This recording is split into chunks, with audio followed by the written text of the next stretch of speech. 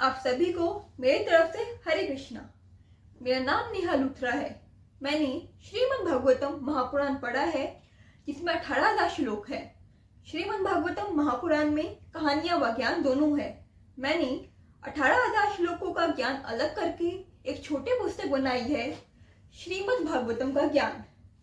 इस पुस्तक में मैंने 15 पाठ डाले हैं। मैं वीडियोस के माध्यम से इस पुस्तक का ज्ञान आप सबके साथ शेयर करना चाहती हूँ। इस पुस्तक में 18,000 श्लोकों का ज्ञान है। आज मैं आपको इस पुस्तक का दूसरा पाठ बताऊंगी, पूर्ण पुरुषोत्तम श्री कृष्ण का ज्ञान। श्री कृष्ण कौन है? श्री कृष्ण ही परम भगवान है। वह बाकी सभी शक्तियों की उत्पत्ति प्रत्यक्ष या प्रत्यक्ष रूप से श्री कृष्ण से हुई है। श्री विष्णु जी की उत्पत्ति भी श्री कृष्ण जी से ही हुई है। हम में से अधिकतर लोग ये जानते हैं कि श्री कृष्ण श्री विष्णु के अष्टम अवतार हैं, किंतु श्रीमद् भागवतम महापुराण में बताया गया है कि सबसे सर्वश्रेष्ठ श्री कृष्ण जी हैं और श्री कृष्ण जी से ही सबकी उत्पत्ति होती है। केवल श्री विष्णु जी का धरती पर लीला दिखाने का समय श्री कृष्ण से पहले होता है। परम भगवान श्री कृष्ण में 64 मुख्य गुण होते हैं जो उनमें 100% पाए जाते हैं। श्री कृष्ण के निजी विस्तार श्री विष्णु में ये गुण 93% यानी 93% तक पाए जाते हैं। ब्रह्मा में ये गुण 78% यानी 78% तक पाए जाते हैं। देवताओं में ये गुण ब्रह्मा से कम पाए जाते हैं और मनुष्यों में ये गुण देवताओं से भी कम पाए जाते हैं।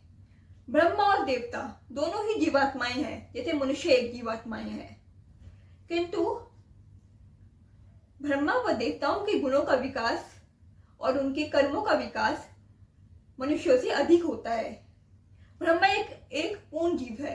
इसका अर्थ ये हुआ कि जो अपने भीतर ब्रह्मा जैसे गुण विकसित कर सकता है, जो कोई जीवात्मा अपने भीतर 78% गुण विकसित कर सकता है, वह ब्रह्मा बन सकती है या वह श्री कृष्ण व श्री विष्णु लोक को प्राप्त कर सकती है, क्योंकि परम भगवान श्री कृष्ण सर्वशक्तिशाली है। अतः उनका कोई शत्रु नहीं हो सकता, क्योंकि सब कुछ उनके ही अधीन है। जब वे जानते हैं कि वही परम शक्तिशाली हैं, तो वो किसी से शत्रुता रखेंगे भी क्यों? दुनिया में असंख्य रूप होते हैं। उन असंख्य रूपों में से केवल श्री कृष्ण का रूप ही ऐसा होता है जो अशांति से पूर्ण छुटकारा दिला सकता है, वह हमें पूर्ण शांति प्रदान कर सकता है। श्री कृष्ण के रूप के अलावा अगर हम किसी का भी रूप देखते हैं तो थोड़े समय बाद उसमें हमें कमी दिखने लगती है, किंतु श्री कृष्ण का स्वरूप ऐसा होता है जिसमें कभी कोई कमी नहीं होती। श्री कृष्ण के भीतर क्रोध नहीं होता, किंतु इसका कारण ये है कि श्री कृष्ण की कोई इच्छा ही नहीं होती। सब कुछ श्री कृष्ण के अधीन है, श्री कृष्ण के द्वारा रचित है। अतः श्री कृष्ण को किसी भी चीज की प्राप्ति के लिए संघर्ष नहीं करना पड़ता, क्योंकि सब कुछ उनका ही है। क्योंकि श्री कृष्ण की कोई इच्छा नहीं होती, अतः उनमें क्रोध भी नहीं होता। इच्छा रखने वालों के भीतर क्रोध हो सकता है, क्योंकि जब इच्छाएं पूरी नहीं होती तो मनुष्य के भीतर क्रोध आ जाता है। किंतु श्री कृष्ण जिनके भीतर इच्छाएं ही नहीं होती, कोई भी भौतिक इच्छाएं नहीं होती, उनके भीतर क्रोध भी नहीं होता। श्री कृष्ण धरती पे प्रकट होते हैं, कुछ समय तक कर्म करते हैं और फिर कृष्ण लोक वापस चले जाते हैं। क्या श्री कृष्ण को कोई ऐसी वस्तु है या कुछ ऐसे कर्म है जो उनको बंधन में बांध सकती है कि उन्हें भी धरती पर जन्म लेना पड़े? तो इसका उत्तर है नहीं। श्री कृष्ण ही परम भगवान है, अतः उनको कोई बाधित नहीं कर सकता कि उन्हें धरती में जन्म लेना पड़े। वह धरती पर जन्म लेते हैं या जो भी लीलाएं दिखाते हैं, उसका मात्र एक कारण है, वह है श्री कृष्ण की स्वयं की इच्छा। और जहां तक अधर्म विनष्ट करने की बात है, उसके लिए श्री कृष्ण की नानाविध शक्तियां होती हैं। हम जीवात्माओं का शरीर उत्पन्न किया जाता है। जीवात्माएं श्री कृष्ण की तरह ही शाश्वत होती हैं, किंतु हमारा शरीर उत्पन्न किया जाता है भौतिक शक्ति द्वारा। किंतु श्री कृष्ण के शरीर में व आत्मा में कोई अंतर नहीं होता। हम जीवात्माओं का शरीर आत्मा के वस्त्र के समान है, किंतु श्री कृष्ण का शरीर व श्री कृष्ण की आत्मा दोनों ही आध्यात्मिक होती है और एक ही होती है। श्री कृष्ण परित्यागी कहलाते हैं, किंतु श्री कृष्ण परित्यागी क्यों कहलाते हैं? श्री कृष्ण परित्यागी इसलिए कहलाते हैं क्योंकि उनका भौतिक जगत की भौतिक जीवात्माओं से कुछ लेना देना नहीं होता। श्री कृष्ण को केवल भौतिक जगत के भक्तों या भक्त बनने के इच्छुक से लोगों से कुछ लेना देना होता है, या वैकुंठ लोक की और व कृष्ण लोक की जीवात्माओं से। भौतिक लोग वो होते हैं जो भौतिकता में ही लिप्त रहते हैं, जैसे बड़े मकान, अधिक पैसा, बैंक बैलेंस, बहुत बड़ी बड़ी कारों की जिनको आवश्यकता होती है, ऐसे जीव भौतिक कहलाते हैं। किंतु श्री कृष्ण का लेना देना आध्यात्मिक भक्तों से होता है, ना कि भौतिक लोगों से। यदि श्री कृष्ण किसी की रक्षा करते हैं तो उसे कोई मार नहीं सकता, और यदि श्री कृष्ण किसी को मारना चाहे तो कोई संसार भर की शक्तियां लगाकर भी उसे बचा नहीं सकता। सब कुछ श्री कृष्ण पर निर्भर है, परम भगवान श्री कृष्ण की कृपा है। अब मैं आप सबको बताना चाहूंगी कि श्री कृष्ण जीवों को नरक में क्यों भेजते हैं। सारी जीवात्माएं श्री कृष्ण के अंश हैं, और श्री कृष्ण जीवात्माओं को दंडित करके या नरक भेजकर प्रसन्न नहीं होते, किंतु उन्हें अनुशासन बनाए रखने के लिए ये सब करना पड़ता है। इसका एक छोटा सा उदाहरण है कि यहाँ पृथ्वी लोक में भी तो जेल की सजा होती है, उम्र कैद की सजा होती है, फांसी की सजा होती है इत्यादि। श्री कृष्ण को बाध्य होकर अनुशासन बनाए रखने के लिए जीवों को दंडित करना पड़ता है। श्री कृष्ण कैसे जीवों से प्रसन्न होते हैं? श्री कृष्ण क्षमाशील जीवों से प्रसन्न होते हैं, भक्तों से प्रसन्न होते हैं, उनके बारे में प्रिय वचन बोलने वालों से प्रसन्न होते हैं, और दूसरे जीवात्माओं के मध्य श्री कृष्ण का प्रचार करके उन्हें श्री कृष्ण धाम पहुंचाने वालों से खुश होते हैं। जो जीवात्मा मरते समय श्री कृष्ण का नाम लेती है वे श्री कृष्ण लोक प्राप्त करती है, चाहे जीवात्मा ने ये नाम जानबूझकर लिया हो या अनजाने में लिया हो। श्री कृष्ण का नाम परम आध्यात्मिक है, और अनजाने में नाम लेने वाला भी श्री कृष्ण लोक प्राप्त कर सकता है। क्या हम जीवात्माओं की तरह श्री कृष्ण के लिए भी वैदिक नियम मानना अनिवार्य है? क्योंकि श्री कृष्ण ही सर्वशक्तिमान व परम भगवान है। श्री कृष्ण ही वैदिक नियमों की निर्माता है, अतः उनके लिए वैदिक नियम मानना अनिवार्य नहीं है। श्री कृष्ण केवल दूसरे लोगों को सीख देने के लिए ही वैदिक नियम मानते हैं। यदि श्री कृष्ण वैदिक नियम नहीं मानेंगे तो कुछ भी नहीं होगा। क्यों? क्योंकि उनको नियंत्रित करने वाली कोई सत्ता है ही नहीं। वही परम निर्माता है, वह परम नियंत्रक है। इसके साथ ही क्योंकि श्री कृष्ण परम अच्छाई है, अतः जो नियम वे दूसरों के लिए बनाते हैं उसे खुद भी मानकर अनुभव करते हैं। श्री कृष्ण अवतार क्यों लेते हैं?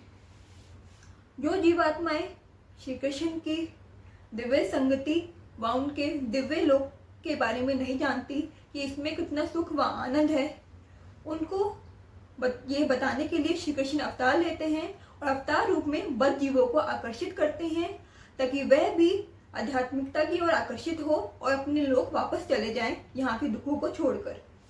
आध्यात्मिक लोक में कोई दुख नहीं होता, किंतु भौतिक लोक में दुख ही दुख है, और दुख का कम होने को ही सुख कहा जाता है, जबकि आध्यात्मिक लोक में सुख ही सुख होता है। अब मैं आप सबको श्री कृष्ण के नाम की महिमा बताऊंगी। श्री कृष्ण ने समस्त शक्तियां अपने नाम को दे रखी है। एक बार भी श्री कृष्ण का नाम शुद्ध भाव से लेने वाला उतने पापों से मुक्त हो जाता है जितने वह कर भी नहीं सकता। किंतु नाम का जप व सुमिरन शुद्ध भाव में होना चाहिए, अर्थात बिना भौतिक लालसा के हमें श्री कृष्ण की भक्ति करनी चाहिए और उनका नाम जप करना चाहिए। श्री कृष्ण प्राप्ति के लिए क्या आवश्यक है? श्री कृष्ण प्राप्ति के लिए भौतिकता से मुक्त शुद्ध भक्ति व समर्पण आवश्यक है। श्री कृष्ण कभी भी अपने भक्त के भौतिक क्वालिटीज नहीं देखते, अपितु वे तो आध्यात्मिक गुणों के देखने के इच्छुक होते हैं। श्री कृष्ण कभी ये नहीं देखते कि उनके भक्त उनके भजनों पर कितने अच्छे से नृत्य कर रहे हैं, कितने अच्छे से स्टेप्स बना रहे हैं, किंतु वे ये देखते हैं कि भक्तों को भजनों पर नृत्य करने पर कितना आनंद आता है और भौतिक गानों की अपेक्षा कितना पसंद करते हैं वे भजनों को। यदि श्री कृष्ण भौतिकता पर बल देते होते तो हर कोई जो कि अच्छा गा सकता है, जिसकी आवाज अच्छी है, जो अच्छा नृत्य कर सकता है, जो बहुत अमीर है और अच्छे प्रसाद चढ़ा सकता है भगवान को, तो भगवान उससे उनसे प्रसन्न होते, किंतु ऐसा नहीं होता। हम देखते हैं कि कितने अमीर लोग होते हैं जो भगवान की 56 भोग करवाते हैं भगवान का। कितने लोग होते हैं जो बहुत अच्छे से नृत्य करते हैं, अच्छी आवाज में गाते हैं, किंतु उनको भी श्री कृष्ण के दर्शन दुर्लभ है। इसका कारण केवल यही है कि श्री कृष्ण ये देखते हैं कि जीवात्मा का हृदय कितना भौतिकता से मुक्त है, अर्थात जीवात्मा बड़े मकान, पैसा, बड़ी बड़ी गाड़ियां, इन पर बल ना देकर श्री कृष्ण की भक्ति पर बल देते हैं। क्या हमें देवताओं की पूजा भी करनी चाहिए क्या? देवता श्री कृष्ण के शरीर के विभिन्न अंग होते हैं। देवता अधिक पुण्य कर्म व अधिक गुणों वाली जीवात्माएं ही होती हैं जिनकी उत्पत्ति श्री कृष्ण के शरीर से होती है। श्री कृष्ण ये नहीं चाहते कि देवताओं की अलग से पूजा की जाए, अपितु वे तो प्रत्यक्ष अपनी पूजा के ही इच्छुक हैं। श्री कृष्ण देवताओं से अधिक शक्तिशाली हैं और उनसे अधिक दे भी सकते हैं, अतः देवताओं की पूजा करने की कोई आवश्यकता नहीं है, क्योंकि देवता भी जीवात्माएं ही होती हैं जिनके गुण व कर्म जीवात्माओं से उच्च स्तर पर होते हैं। अब जो जीवात्माएं कम भक्तिशाली होती हैं वह श्री कृष्ण के ज्ञान में इतनी रुचि नहीं रखती, अपितु वह श्री कृष्ण की कथाओं में अधिक रुचि रखती है। अतः ऐसी जीवात्माओं का उद्धार करने के लिए श्री कृष्ण धरती पर प्रकट होकर लीला करते हैं, ताकि कम भक्तिशाली जीवात्माएं भी उनकी कथाओं से आकृष्ट होकर भगवान के लोक जा सके। श्री कृष्ण किसकी रक्षा सबसे अधिक करते हैं? श्री कृष्ण ऐसे लोगों की रक्षा सबसे अधिक करते हैं जिनके आश्रय केवल श्री कृष्ण ही है।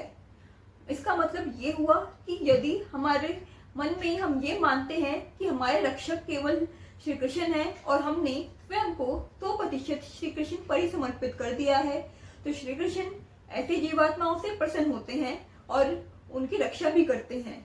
या ऐसी जीवात्माएं जो अधिक संकट में होती हैं, श्री कृष्ण उनकी भी रक्षा करते हैं। अगर हम भक्ति कर रहे हैं तो हमें स्वयं को पूर्णतया श्री कृष्ण पर समर्पित करना होता है और उसके बाद श्री कृष्ण हमारी हर छोटी बड़ी चीज का ध्यान रखते हैं। भक्त व श्री कृष्ण के बीच में एक संबंध स्थापित हो जाता है। अब मान लीजिए यदि कोई जीवात्मा श्री कृष्ण की भक्ति करते करते पूर्ण संसारिकता में लीन हो जाता है, तो श्री कृष्ण क्या करते हैं? श्री कृष्ण ऐसे जीवों को नहीं भुलाते जिन्होंने एक बार भी श्री कृष्ण की शरण ग्रहण कर ली होती है, अपितु उनके संसारिकता में तल्लीन हो जाने पर भी या उनका पतन हो जाने पर भी श्री कृष्ण उनकी रक्षा करते हैं, ताकि उनके भक्त भगवत धाम वापस आ सके और इंद्रिय तृप्ति व भौतिक लोक से बच सके। क्या श्री कृष्ण भक्तों के बुरे कर्म फलों को नष्ट कर देते हैं? मैं बताना चाहती हूँ कि श्री कृष्ण भक्तों के पाप कर्मों के फलों को या तो विनष्ट कर देते हैं या उनको कम कर देते हैं, किंतु ये सब केवल परम भगवान श्री कृष्ण की इच्छा पर निर्भर है। हमें भक्ति अपनाने के बाद जानबूझकर पाप कर्म नहीं करना चाहिए, और यदि हमसे भक्ति अपनाने के बाद अनजाने में पाप कर्म हो भी जाए तो श्री कृष्ण उसके लिए हमें क्षमा कर देते हैं। पूर्ण पुरुषोत्तम श्री कृष्ण के भक्तों के परिवारजनों का क्या होता है? परम भगवान श्री कृष्ण अपने भक्तों के परिवारजनों को व वंशजों को विशेष सुरक्षा प्रदान करते हैं, चाहे ऐसे सदस्य अधर्मी ही क्यों ना हो या भक्त ने भगवान की प्राप्ति के लिए ऐसे सदस्यों को छोड़ ही क्यों न दिया हो। अतः अगर हमारे घर में कोई एक भी पूर्ण भक्त होता है, भौतिकता से मुक्त भक्त होता है, तो उसके वंशजों और जो अभी के परिवारजन है सबकी रक्षा होती है। श्री कृष्ण भक्तों को कैसे वर देते हैं? श्री कृष्ण अपने प्रिय भक्तों को कभी ऐसा वर नहीं देते जिससे कि वह भौतिक बंधन में फंस जाएं, जैसे ऐश प्रस्ती के लिए धन, अपितु वह अपने भक्तों को ऐसा वर देते हैं जिससे कि भक्त भौतिक बंधन से छूटकर हमेशा के लिए अपने शाश्वत घर भगवत धाम को लौट सके। किंतु यदि किसी की इच्छा धन प्राप्ति व मुक्ति दोनों की होती है, तो श्री कृष्ण ऐसे भक्तों को धन प्राप्ति भी देते हैं और साथ में उनका मार्ग भी प्रशस्त करते जाते हैं, ताकि वह भगवत धाम की ओर आकर्षित हो सके। श्री कृष्ण ने सुदामा को भी तो अपार संपत्ति दी थी, अतः चाहे कोई धन के इच्छुक हो या धन के इच्छुक ना हो, उन्हें श्री कृष्ण की ही भक्ति करनी चाहिए। यदि श्री कृष्ण की शरण ग्रहण करने वाला फिर से पापों में लिप्त हो जाए तो श्री कृष्ण क्या करते हैं? यदि श्री कृष्ण की भक्ति करने वाला भक्ति के मार्ग से भटककर पुनः भौतिकता व पापों में लिप्त हो जाता है तो श्री कृष्ण ऐसे जीवों को नहीं भुलाते और उनका मार्गदर्शन करते रहते हैं ताकि वह भगवत धाम जा सके। एक बार भी शरण ग्रहण करने वाले को बचा लिया जाता है, चाहे वह पाप कर्म करने के कारण नीचे ही क्यों न गिर रहा हो। यदि किसी भी कारण से श्री कृष्ण का सेवक पापी बन जाता है तो श्री कृष्ण ऐसे जीव का व ऐसे भक्त का अहंकार दूर करके उसे पाप कर्म करने से रोकते हैं। श्री कृष्ण को भी डर रहता है कि कहीं उनके भक्त पुनः पाप कर्म में ना लिप्त हो जाएं। अतः श्री कृष्ण अपने भक्तों का परमात्मा रूप में मार्गदर्शन करते हैं। इसी के साथ ही हमारा दूसरा पाठ पूर्ण पुरुषोत्तम श्री कृष्ण का ज्ञान पूरा हुआ। हरे कृष्ण।